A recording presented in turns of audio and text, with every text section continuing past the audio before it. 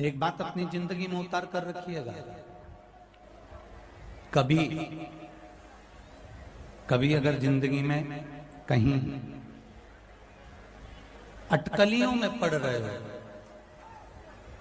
कहीं तुम्हें ऐसा लग रहा है कि मैं बहुत अटकलियों से निकल रहा हूं, एक समस्या पूर्ण होती है, दूसरी समस्या पड़ जाती है, दूसरी समस्या पूर्ण होती है, तीसरी समस्या पड़ जाती है, तीसरी समस्या पूर्ण होती है, चौथी पड़ जाती है, तो एक काम जरूर करना कि बेलपत्री के वृक्ष के नीचे, बेलपत्री की जड़ में लाल चंदन का पानी 1 लोटा प्रत्येक सोमवार को चढ़ाना प्रारंभ कर दीजिए। अपने आप अटकलें सुलझना। इस शरीर में कोई भारी रोग हो जाता है, काया का कोई रोग हो गया, चर्म रोग हो गया, चमड़ी सफेद पड़ने लगे, या कोई रोग काया से जुड़ा हुआ कोई कैंसर जैसा भी रोग, 7 भाग दुर्वा के लेना है। कितने भाग लेना है? 7 भाग। 7 भाग दुर्वा के लेकर 5 बेलपत्र के साथ, बेलपत्री कितनी होना चाहिए? 5।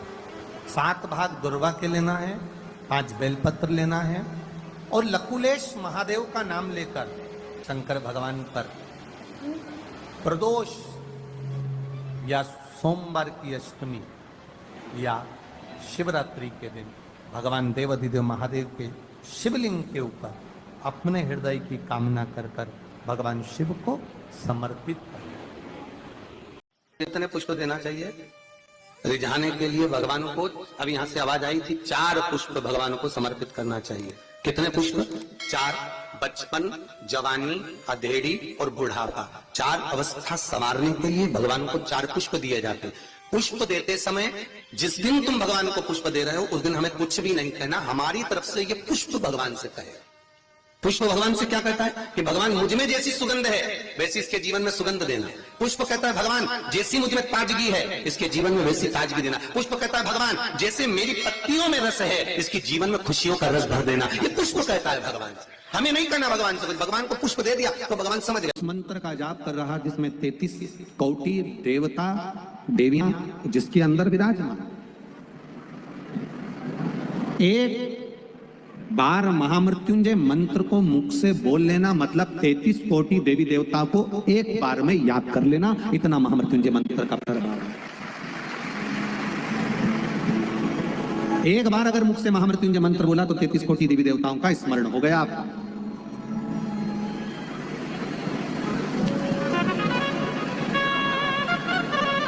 शिव महापुराण की कथा यहां तक कहती है, शरीर में बहुत व्याधियां हैं, कटोरी में दूध रखकर बैठ जाओ, थोड़ा सा दूध कटोरी में, और महामृत्युंजय मंत्र को बोलते हुए शंकर भगवान को समर्पित करते जाओ। आखिरी में जल समर्पित कर कर उस दूध का आचमन कर लीजिए। धीरे धीरे रोग समाप्त होता जाएगा और आप धीरे धीरे अपने पांव पर खड़े होकर चलना प्रारंभ कर देंगे।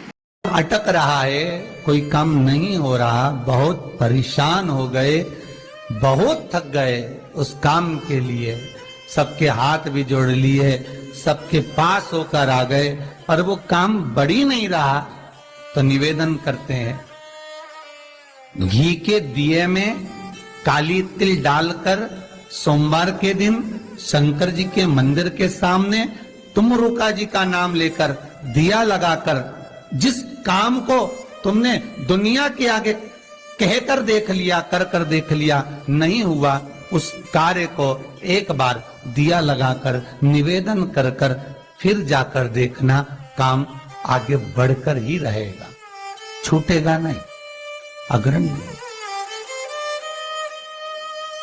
कोई सहज नाम नहीं है तुमरुका जी का। कौन है तुमरुका?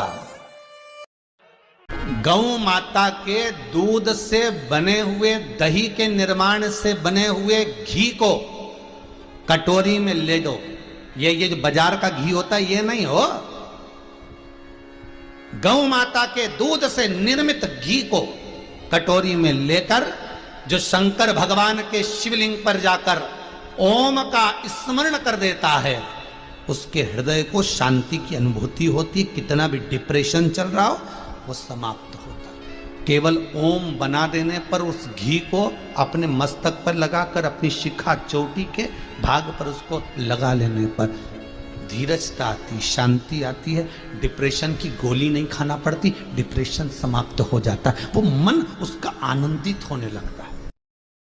बहुत सारी पत्तियां नजर आती हैं। शिव महापुराण की कथा कहती है जो सोमवार की अष्टमी हो या प्रदोष का व्रत हो या 12 महीने की शिवरात्रि हो या किसी भी दिन प्रदोष काल के अंतर्गत शंकर भगवान को एक शमी का पत्ता कोई भूलवश भी समर्पित कर देता है तो जितनी एक पत्ती में पत्तियां होती है और उस पत्ती के अंदर भी एक पत्ती को तोड़ने के बाद जितनी पत्तियां होती है उतने जन्म मृत्यु लोक में मनुष्य के नहीं होते। 84 लाख योनियों में से वो योनियां कट जाती हैं और देव योनि प्राप्त हो जाती है। एक शमी पत्र की इतनी महत्वता है। इसी हम मंदिर में दीप क्यों लगाते हैं? दिया लगाने का कारण क्या होता है?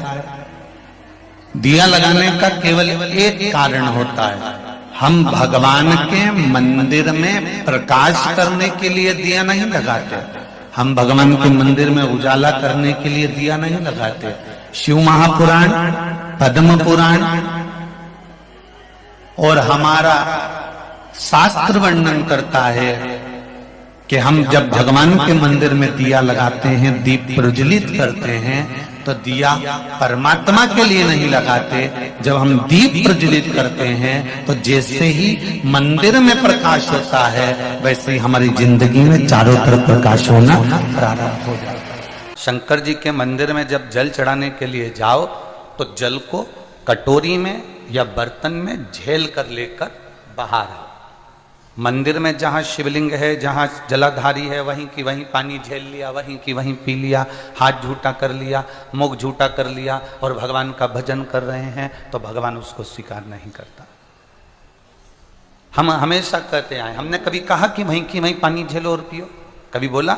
हमने क्या कहा कि जब भी भगवान को जल चढ़ाओ तो अपने बर्तन में चढ़ाए हुए पात्र में थोड़ा सा जल झेल कर लेकर आओ। हमने ये नहीं कहा आपको कि आप वहां पर बैठकर मुख को झूठा करो। झूठ और झूठा शिव को प्रियता नहीं। आप मंदिर में जल चढ़ाइए, उसको कटोरी में, एक छोटी सी कटोरी अपने साथ लेकर जाओ, उस कटोरी को वहां रख दो और वो जल चढ़ाओगे उसमें आ जाएगा वो कटोरी बराबर का जल। तो आपके जीवन जब भी भगवान शंकर को जल चढ़ाओ,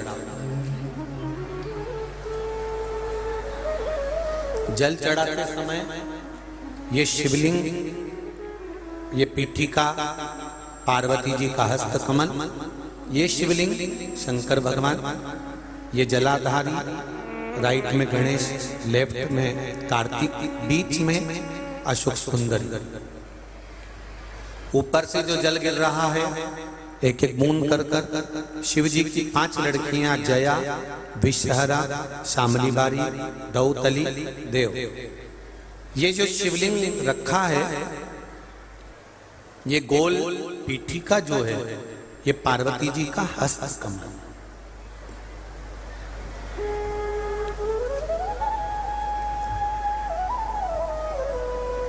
जिन बेटियों के विवाह में या बेटों के विवाह में देरी होती हो और संबंध नहीं जमता, अपने पितरों का स्मरण कर कर